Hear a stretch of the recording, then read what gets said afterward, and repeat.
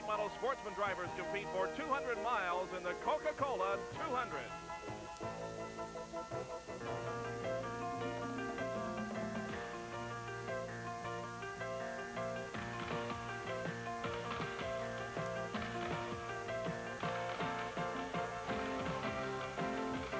ESPN, your #1 auto racing network, and the National Association of Stock Car Racing present Auto Racing 83.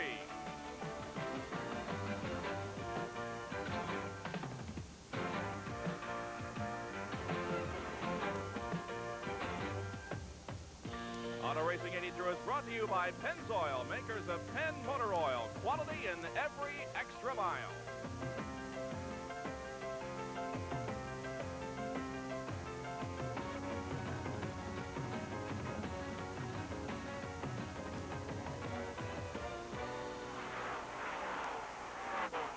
From the North Carolina Motor Speedway near Rockingham, we present the Coca-Cola 200 for NASCAR Late Model Sportsmen. Good afternoon, everybody. I'm Bob Jenkins, along with Larry Newber. In this race today, 36 competitors. 7 of them have Grand National experience, so it's going to be a race between those and the guys who regularly compete in the Late Model Sportsman Series. Bob, it always is. And, you know, some might look at this as perhaps David versus Goliath. Some of the established stars, the guys who have run up front not only in Grand National racing, but this type of racing for quite a number of years, like the front row, for instance, of Dale Earnhardt and Neil Bonnet, against the drivers who more often than not run on the half miles. For some, it's an opportunity perhaps to springboard to Grand National racing. For others, guys like Jack Ingram, they're at the peak of their career right now. We have nice weather here today, but this race has been plagued by bad weather. They raced only one time here last year, so there could be some drivers unfamiliar with this 1 mile tri-oval. Yeah, the race was won by David Pearson, whose son Larry starts in the second row. Last year, as a matter of fact, not only did they fight rain, but they actually finished this race in the darkness. The editor of Stock Car Racing magazine, Dick Bergeron, is covering the pit area for us this afternoon. Dick? And the exciting Budweiser late model sportsman cars have already fired up here on pit road. These cars look an awful lot like the Winston Cup Grand National cars, but there are some exciting and subtle differences in them. For example, they are allowed the Pontiac roof line, which slopes. They have a little bit smaller spoiler in the back end of it, but because of the sloping roof line, the aerodynamics allow the back of the car to stay down real well. But the real difference is right here under the hood. The engine size is the same. Most of the cars run 358 cubic inch Chevrolet engines. But right in the middle, the carburetor is a small carburetor, a 390 cubic foot per minute carburetor. Slows the cars down just a little bit, keeps them a tad off the speed with the Grand National cars. We're going to have a great race this afternoon with a fine field of Budweiser late model sportsman cars. Thank you, Dick. The three of us will be back for the start of the Coca-Cola 200 in just a moment from Rockingham, North Carolina. Stay with us.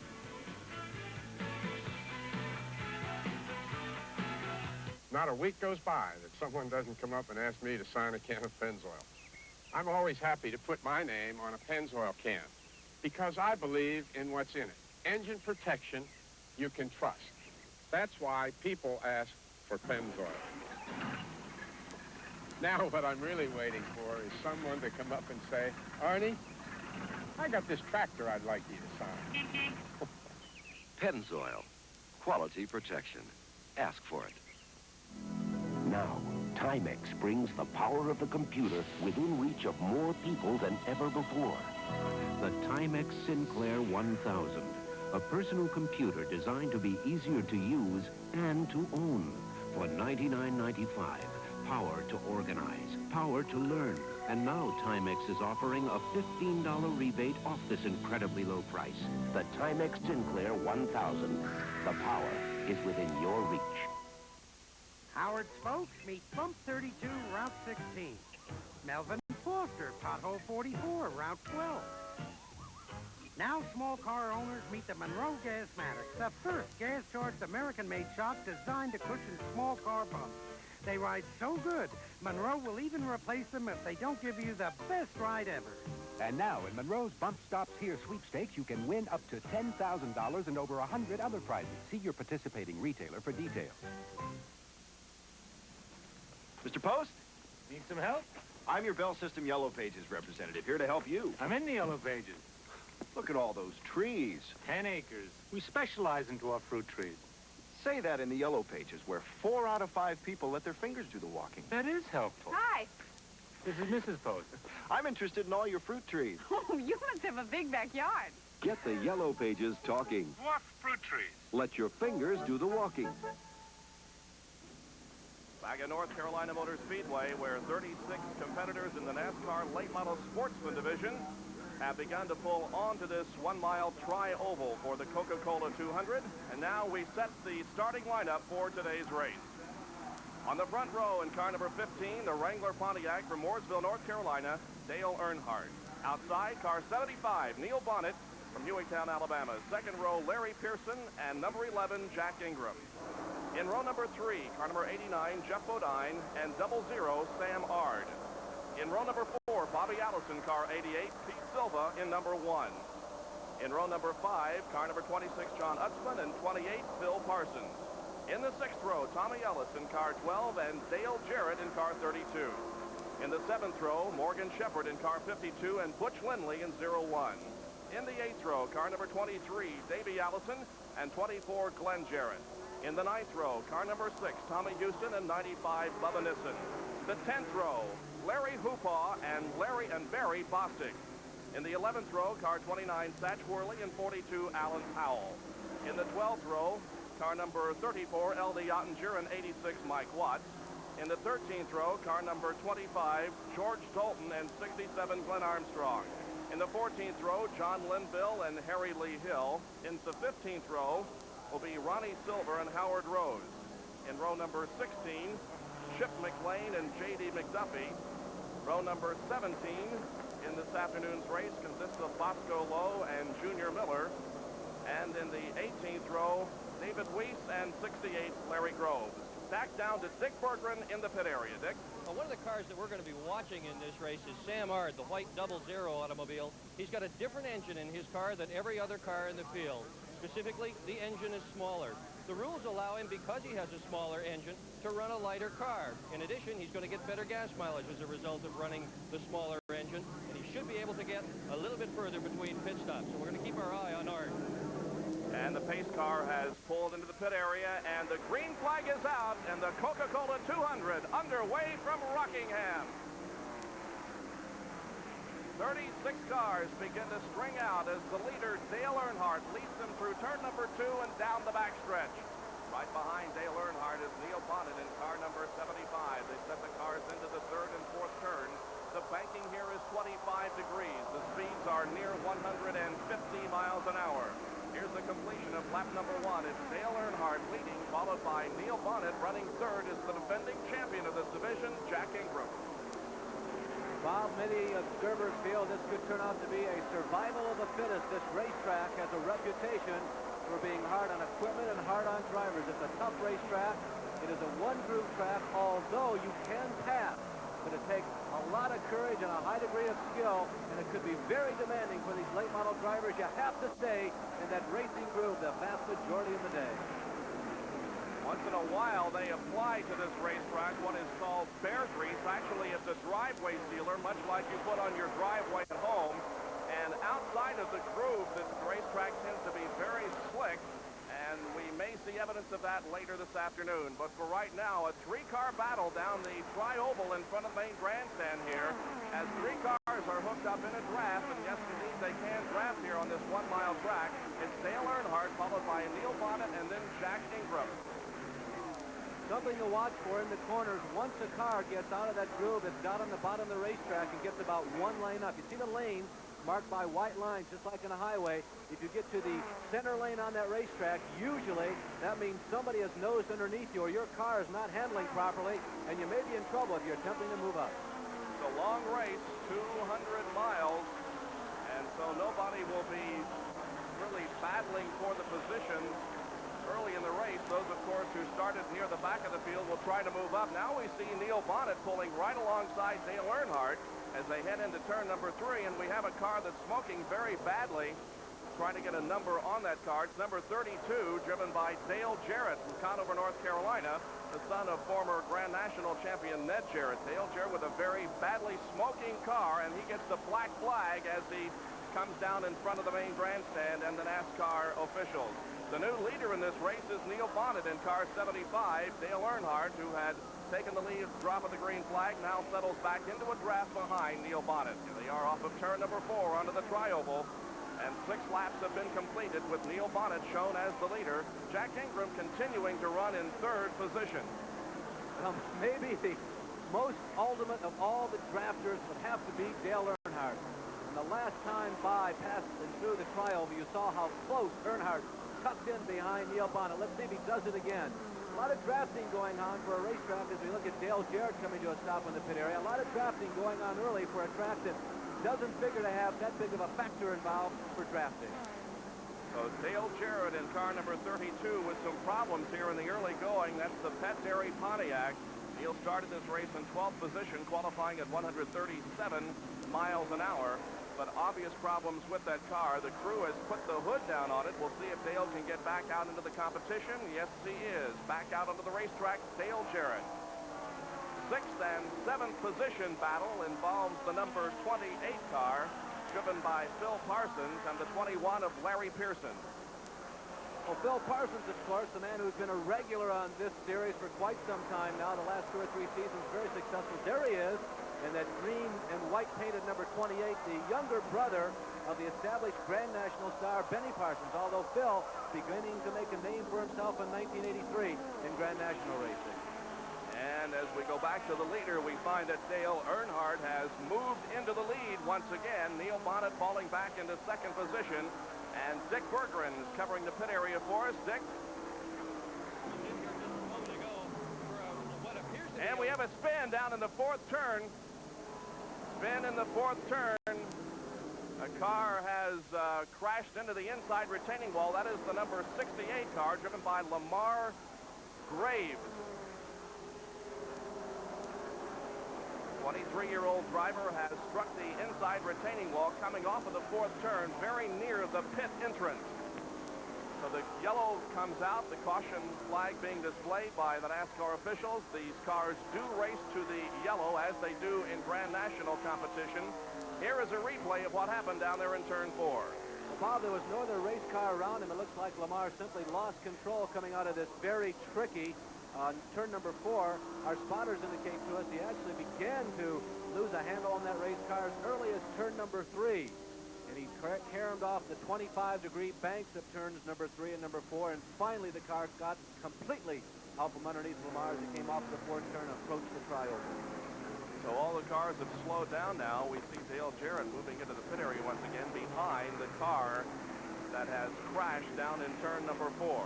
So we have completed 11 laps of this race. Dale Earnhardt is your leader. We'll be back with more of the Coca-Cola 200 in just a moment.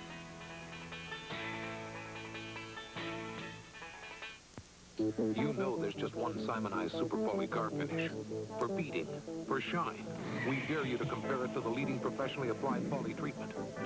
Super Poly takes the mud, and takes the heat, and takes the rain, and keeps on beating.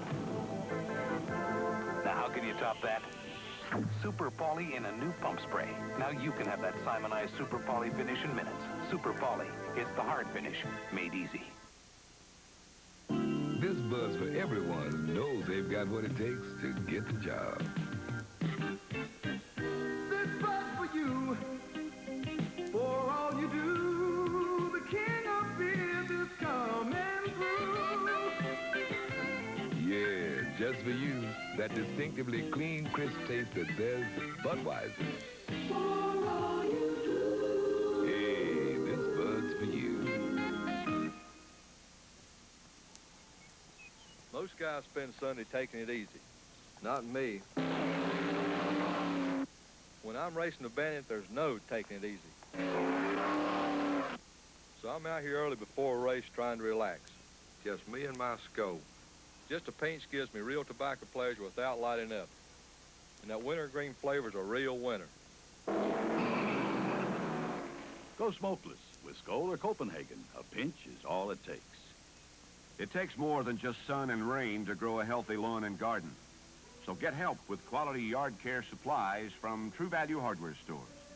Spread grass seed or fertilizer quickly and evenly with True Value's broadcast spreader. And break ground for planting easily with this Servest 5-horsepower chain drive tiller. You'll also find grass cutting less work with this Servest 19-inch rotary mower. Available exclusively at participating True Value hardware stores and home centers. Well, we're gearing up for another exciting season of auto racing here on ESPN, as we'll have races from NASCAR, kart, USAC, and other circuits. Some of the events you'll see in the coming months: the NASCAR Northwestern Bank 400, the French, Belgium, and Canadian Grand Prix, the Rex Mays 150, and Cleveland 500 for championship auto racing teams. Stay with us all season long for Auto Racing 83 here on ESPN. Here is the wrecked car of Lamar Groves, the number 68, coming in contact with the wall in turn number 4. He actually started to spin in turn number 3, and that disabled vehicle being taken off the track now. The other competitors on the speedway are under caution as the pace car begins to pull out ahead of the first runner in this race, Dale Earnhardt. Pace car now moving off the banking in turn number 4 and pulling off of the racetrack. And so with 18 laps completed, we will go back to green. Here comes the field out of the 4th turn. The faster cars toward the outside of the racetrack. Dale Earnhardt and Neil Bonnet running first and second. Jack Ingram is 3. Third, running in 4th position, is Sam Ard. And 5th is Jeff Bodine. Earnhardt had opened up a little bit of distance between himself and the second running Bonnet, and Bonnet similarly over the third running and current defending champion of this series, Jack Ingram. They're the first 2 cars. Earnhardt and Bonnet in the Grand National rank. They've got about 100 yards on the third running Ingram. Through the tri-oval once again. And the first 2 cars now putting a little bit of distance between themselves, and Jack Ingram running in 3rd position. Dale Earnhardt and Neil Bonnet battling it out here. Bonnet moves to the inside now on the backstretch. As they move into turn number 3, again, the lead changes, and Neil Bonnet moves into 1st position. Neil Bonnet driving the number 75 car. Neil, of course, from Hueytown, Alabama. He is 39 years of age. He and Earnhardt are going at it tooth and nail here in the early going of the Coca-Cola 200. And now Dale Earnhardt moves back into the lead.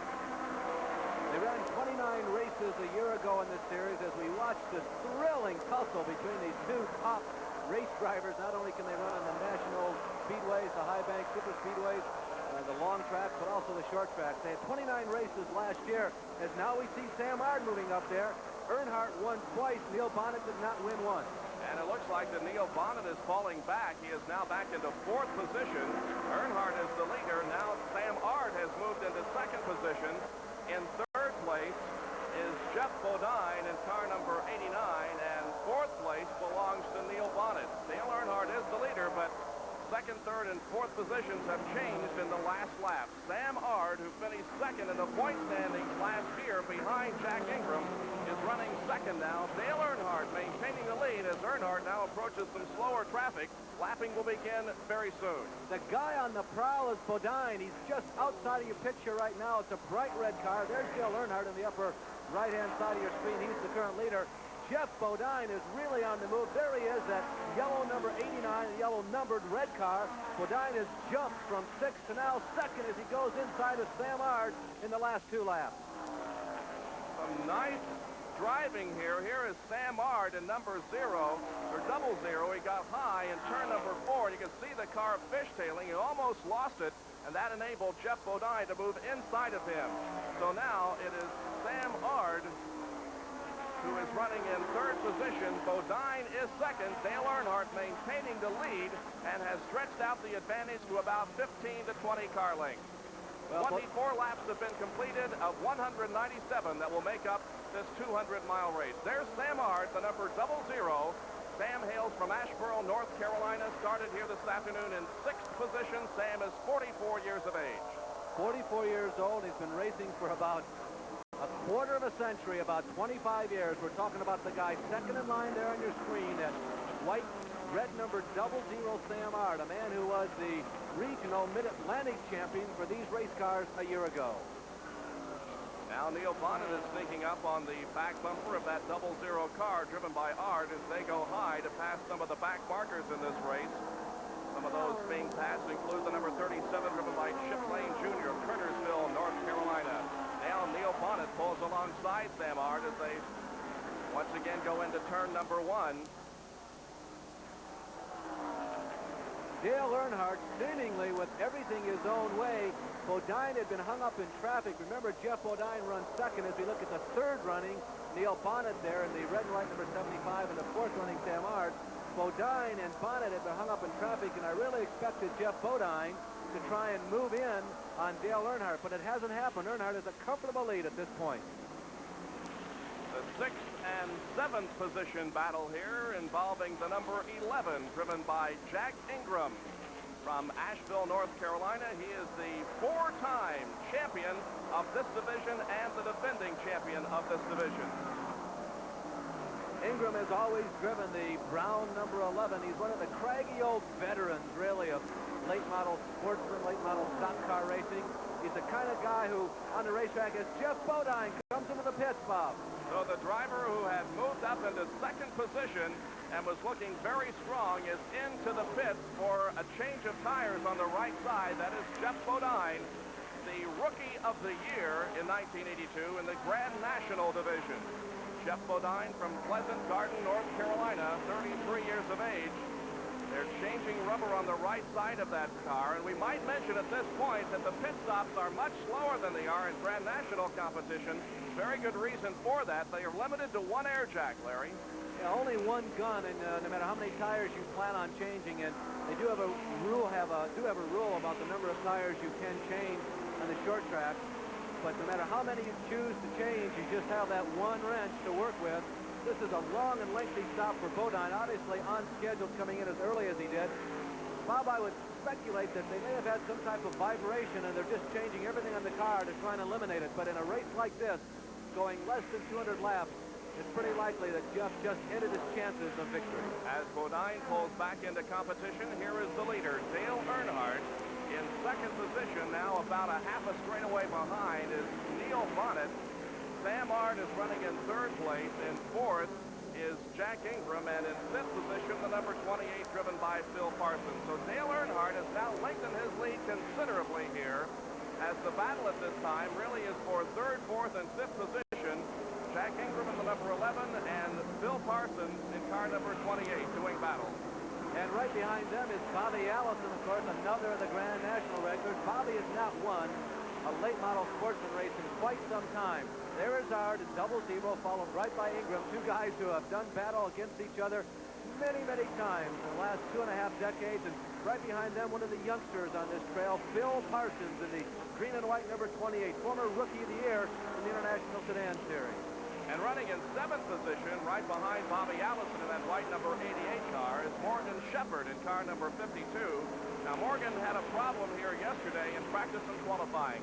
Here is Dick Berggren with a report from the pit area. Well, the problem with Jeff Bodine's car was a flat left rear tire. However, they didn't know which tire was going And a problem on the backstretch is several cars involved here. Among our top 10, among our top 5, as a matter of fact.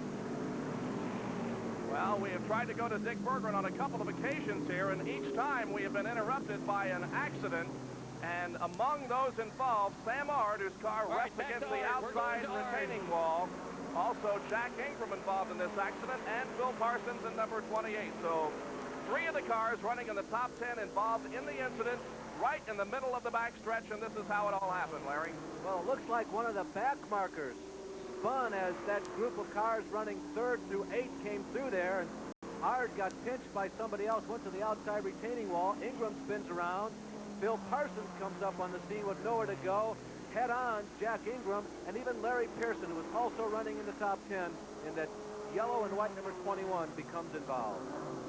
34 laps have been completed, and the caution allows Dale Earnhardt, the leader of the race, to come in for a pit stop. They're checking the tires on that car. Apparently they're okay, and Dale Earnhardt roars back into competition. Earnhardt had built up quite a lead before this caution period. There is the damage sustained by Sam Art's car as he was involved in that accident on the backstretch. You can see damage to the right front of that car. Bob, that shades of a broadcast that we had almost a year ago this time back in Richmond when the three leaders of the race were involved in a crash when one of the tail enders dropped an engine going into turn number 1 on that half-mile fairground speedway in Richmond. Art and Ingram and Bodine were the three drivers that were eliminated in that crash. There's Phil Parsons coming in. Remember, Parsons had a meeting, a head-on meeting with Jack. He also took another calculated risk. He went with a smaller engine block, giving up a little bit on horsepower, but he also got the advantage of a lighter race car, but it doesn't look like it's helped. Gary Nelson down in the pit area with Dick Berggren. Gary, you people are really running strong right now. Yes, Bobby said the car feels real good. He's just kind of riding around, waiting to make his move. What will his move be and when will he make it? Well, he just wants to stay in a comfortable position, and we're shooting for the last lap, of course. There's Gary Nelson, crew chief for Bobby Allison. Jeff Bodine with a problem on the backstretch came in contact with the outer wall, and that car is coming to a halt up against the outside wall right at the end of the backstretch. So we have our 6th caution flag displayed over the speedway of the afternoon. Jeff Bodine, who had run so well in the early going before going into the pits for some tire change. Here's what happened in the backstretch. Bodine getting well up on the fence. He was lapping some slower traffic coming out of turn number 2, trying to get around the Kingsport, Tennessee driver, Glenn Armstrong, in a brown number 67. Bodine, of course, trying to make up those laps that he lost earlier, getting right up on the fence. One of the first things we saw when the car came to a stop, Jeff looked out and put the left hand out the side of the driver's window and waved, saying, "I'm okay, but I'm going to sit her out and ride back on the wrong end of the hook." Jeff Bodine out of it, but he'll be back, I guarantee you that. Now making his home in Pleasant Garden, North Carolina, a former resident of New York State. Jeff Bodine, last year's Rookie of the Year in the Grand National Division, gets out of the car, runs across the track. Now ESPN and NASCAR present a Track Facts, brought to you by Pepsi-Cola. Spoiler angle to the rear trunk lid. It takes the peeled eye, but there is a significant difference. Take, for instance, this spoiler. A little more than 90 degrees between the spoiler's angle and the trunk lid. One of the reasons, the abrupt drop-off of the back window on this car. A lot of turbulence is caused on the back trunk lid of this machine. They need more spoiler for more stability. The other end of the spectrum, this gradually sloped back window. The wind rushes across, and without an extension almost of the rear trunk lid, the effect of this spoiler is missed. The solution dropped on the spoiler almost 150 degrees to the horizon. Our coverage of this 200-mile race for late model sportsmen will continue in a moment from North Carolina Motor Speedway.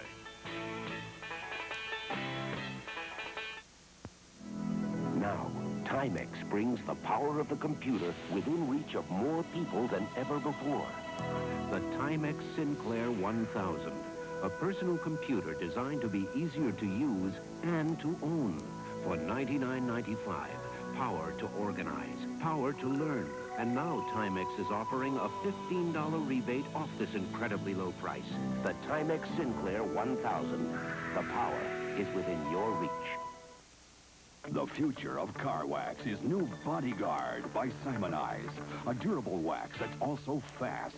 How? 2 kinds of silicones. Low-friction silicones cut drag for fast waxing. And high-durability silicones bond to your car's body to guard against weather, guard against detergents. And the proof is incredible beading. The future of car wax is Bodyguard by Simonize. Liquid paste or express spray. This Bud's for everyone who's got the heart and courage to go the distance.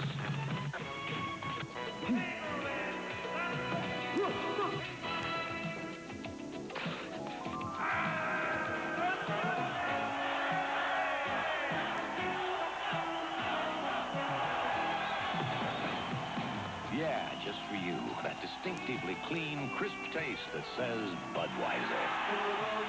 This Bud's for you.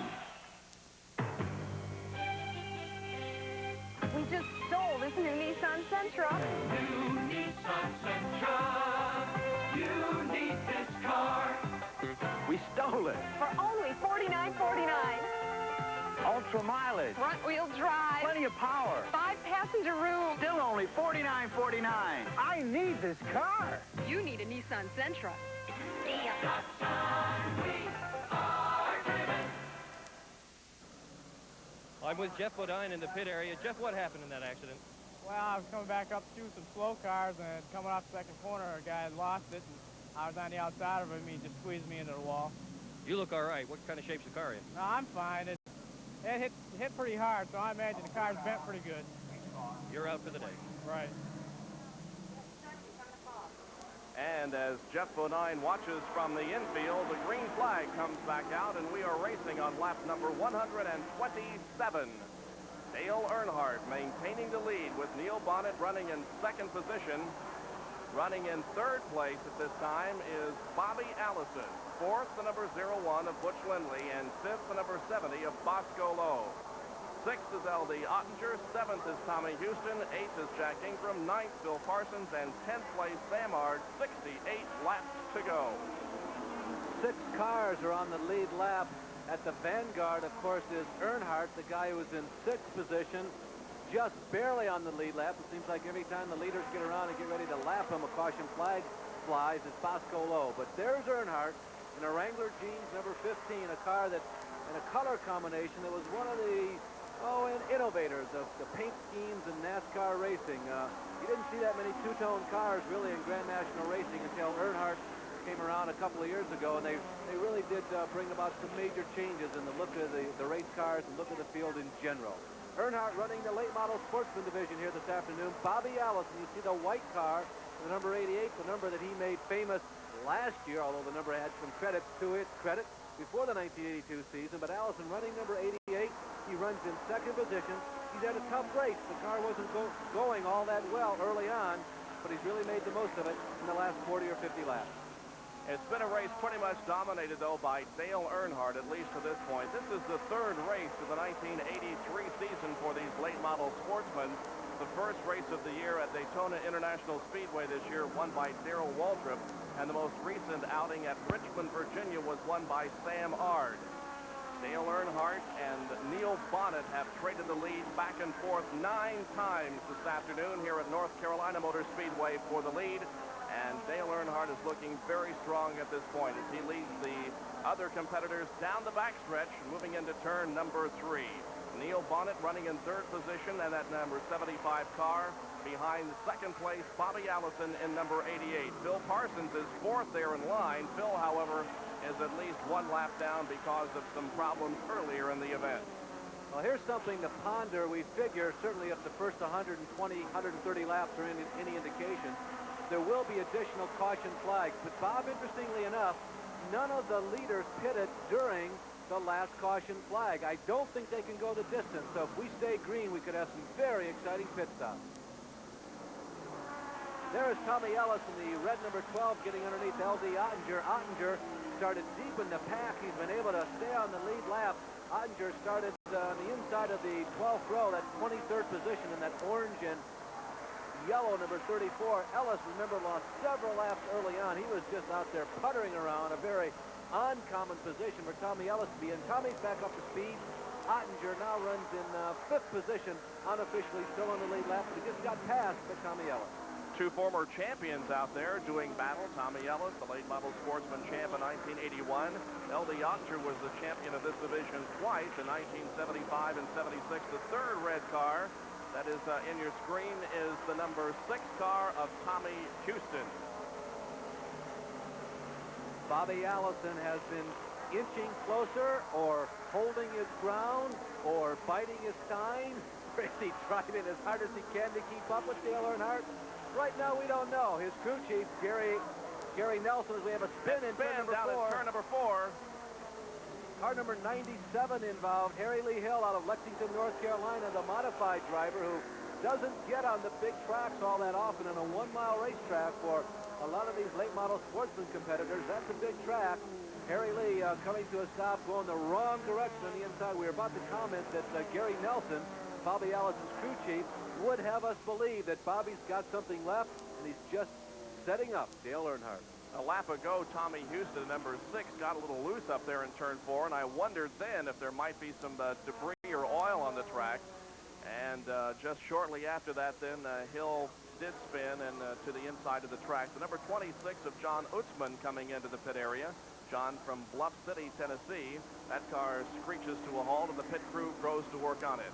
Well, our spotters tell us that John A. was involved in this. There is John A. bouncing off of Harry Lee. And John A. continuing on his own as Harry Lee comes to stop on the inside. John A. Utzman, who you saw rolling into the pits a couple of seconds ago, comes from a racing family. There he is, John A. in his car. Track champion at Kingsport, Tennessee. A racing family who has been really one of the cornerstones of late model sports and racing, particularly in the state of Tennessee for well over 2 decades. John A., as he is known around the racing fraternity circles. So with 137 laps completed, 60 to go, it's still a Dale Earnhardt-dominated race with Bobby Allison running second and Neil Bonnet third. Back with more of the Coca-Cola 200.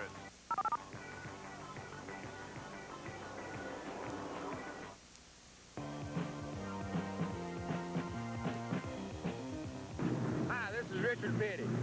Be sure to watch ESPN. There'll be more stock car racing on this network than any other network all summer long.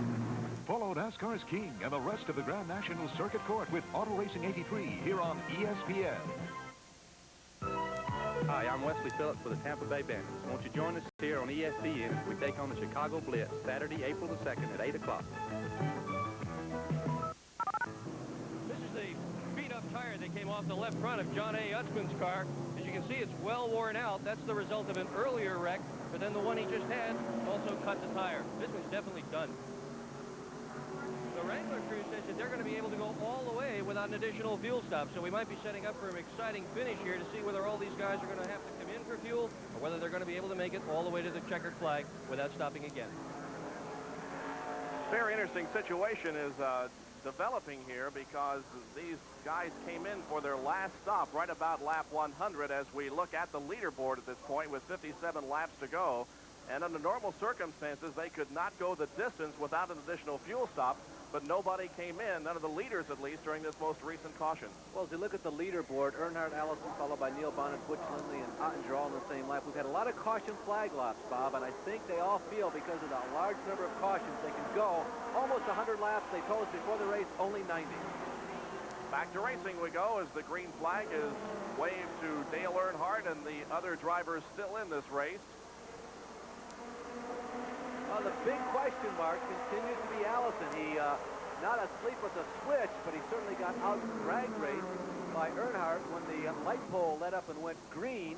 Earnhardt, as you can see, opened up, what do you say, 5, 6, 7 car lengths, and also allowed Phil Parsons to get between himself and Bobby Allison. Now, Bobby is going to want to get around and shake Parsons as quickly as he can. We're not down to the end of the race, but we only got about 50, 55 laps to go. And as well as Earnhardt has been running, if he opens up a 2 or 3 second lead, Allison hasn't really shown that much more superior speed to Earnhardt. That'd be tough to catch.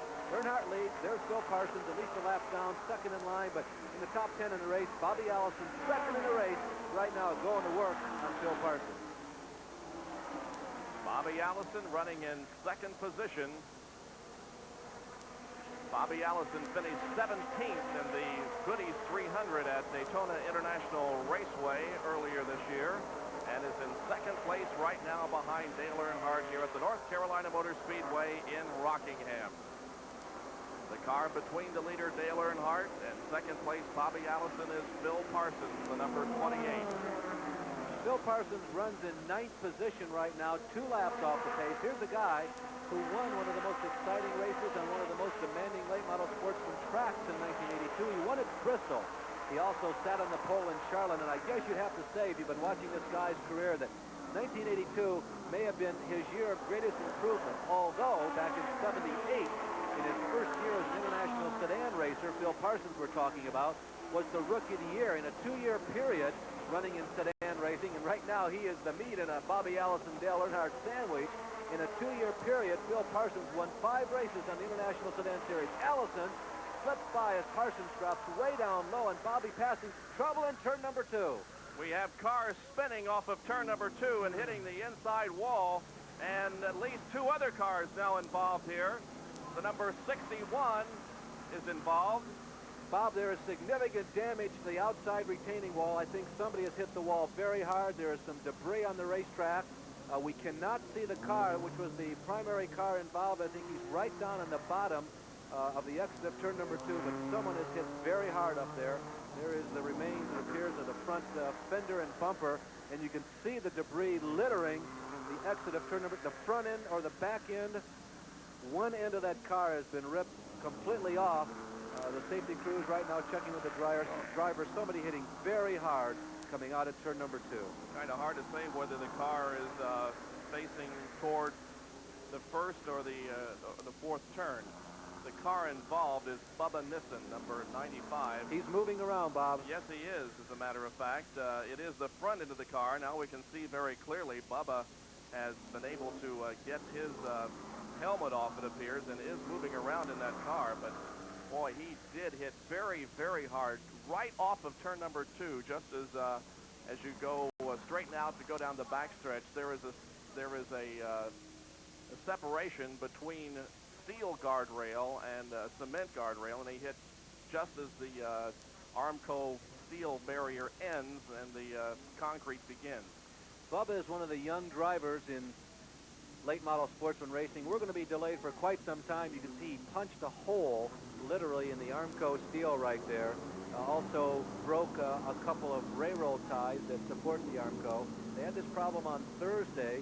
Rick Baldwin, a young California driver, crashed in practice, and it did delay the proceedings for quite some time. We are talking about Bubba Nissen. Looks like he may also have smashed some of the cement that begins to pick up the wall, protecting the spectators there in the backstretch. Bubba is the guy that many people are looking at with who feel they have a great deal of potential. There's Bubba's helmet appears on the racetrack, but of course that is something he may have removed himself after the car was bouncing off the wall. Again, we did see Bubba moving around inside that race car. There is the end of it.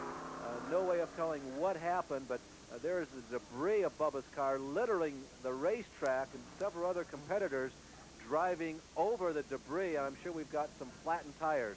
Bubba Nissen, a driver whom we saw finish second in an ESPN televised race a year ago, involved in this major crash. Here is the end of that crash. Is car number 61, who was trailing along behind all those other drivers. Make that number 14. That was a substitute car for Ronnie Silver. Ronnie, of course, qualified here yesterday, and his car broke down, and the NASCAR officials allowed him to enter another car at the last minute here. It will be a considerable length of time before the debris is cleaned up and before the guardrail is repaired. They must repair that before we start again. So we'll take this break and be back with more from North Carolina. Wow. Get a great spring look for under $20. The Gap's annual spring sale. Save 15 to 30% on over half the store. Foxtail pants, colorful tops, and minis. Save on Eaton Hill and Monterey Bay activewear for anywhere. Save 15 to 30% on over half the store. Catch a great look for just $10 to $20. Count on it. Fall into the Gap. Most guys spend Sunday taking it easy. Not me. When I'm racing a Bandit, there's no taking it easy. So I'm out here early before a race trying to relax. Just me and my scope. Just a pinch gives me real tobacco pleasure without lighting up. And that wintergreen flavor's a real winner. Go smokeless with Skoal or Copenhagen. A pinch is all it takes. Ever since launching, the Voyager has been sending back fantastic pictures from the road. The Voyager radial tire from Kelly Springfield, delivering all the treadwear, delivering all the traction, delivering all the fuel economy our computer said it would. The Kelly Voyager radial. We put space technology on the road. Kelly Springfield. We're out to change America's tires. Proceedings here at North Carolina Motor Speedway have been halted because of this accident. It involved Bubba Nissen from Virginia Beach, Virginia. The accident occurred coming out of turn number 2. The car made heavy contact with the wall, slid across the track. There were other cars involved, but Bubba's the most seriously damaged. In fact, the car was virtually torn in half. The preliminary medical report on Bubba Nissen is that he sustained a broken leg and possible other internal injuries. He has been taken to a local hospital for observation. So on 148 laps completed, the red flag came out, and the race was officially stopped. The NASCAR officials determined that they could not fix the guardrail before darkness set in. The driver who was leading at the time was Dale Earnhardt, and our Dick Berggren is with him in victory lane. Okay. Dale Earnhardt, congratulations. It's an unusual way to get into victory lane, especially for you. Well, it is. I'd rather have won it, you know, under green, but the way the guardrails tore up, you know, it's a shame we can't finish. And there just ain't no way to fix it today, so I'm glad to win it. It looked as if you were really having a good time racing with Neil Bonnet. Well, I was. You know, the cars worked good all day, and I hadn't had any problems with it. You know, Prototype did a real good job with the engine, and Darrell Cruz and all the guys with Robert G's boys done a good job with the chassis, and Wrangler's done a good job with the sponsor money and everything. Everything just worked real well for us today. There's a lot of discussion as to whether there would have been enough fuel to go all the way to the end. What's your feeling? Could you have made it without another stop? Oh, yeah, we could have went without another stop. I just wondered, you know, if the car would have worked good as it would have worked on to the end, and how good Bobby was really working. You know, Bobby, type driver, he'll run along behind you and not really show you everything he can do. And, you know, he hadn't tried me any, and I didn't know what he had, so, you know, I was just a little bit worried about him at the time. Were you having fun with Bobby, too? Oh, yeah, I'll tell you, it's a good race, and, you know, it was an easy race, so, you know, as long as it was going on. And racing with Neil and Bobby, you know, it was just a pleasure to race with those guys because they raced real clean, and, you know, everybody was doing a real good job today. Dale Earnhardt in victory lane. Back up to you, Bob. So our race summary shows the race stopped after 148 laps, and we only had 2 leaders, Dale Earnhardt and Neil Bonnet. There were 8 lead changes and 8 caution periods. The average speed of the race just shy of 92 miles an hour. The race took an hour and 36 minutes to run. And congratulations to Dale Earnhardt, the winner, and we hope that everything is okay with Bubba Nissen.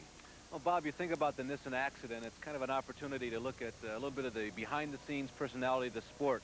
Here was a young man who slept an average of 3 hours every night this week, simply working on redesigning the body. NASCAR didn't like the configuration, the aerodynamics of the car. He stayed up all this week trying to change it. One accident, the car's wiped out. It's his only machine. It may have put him out of business.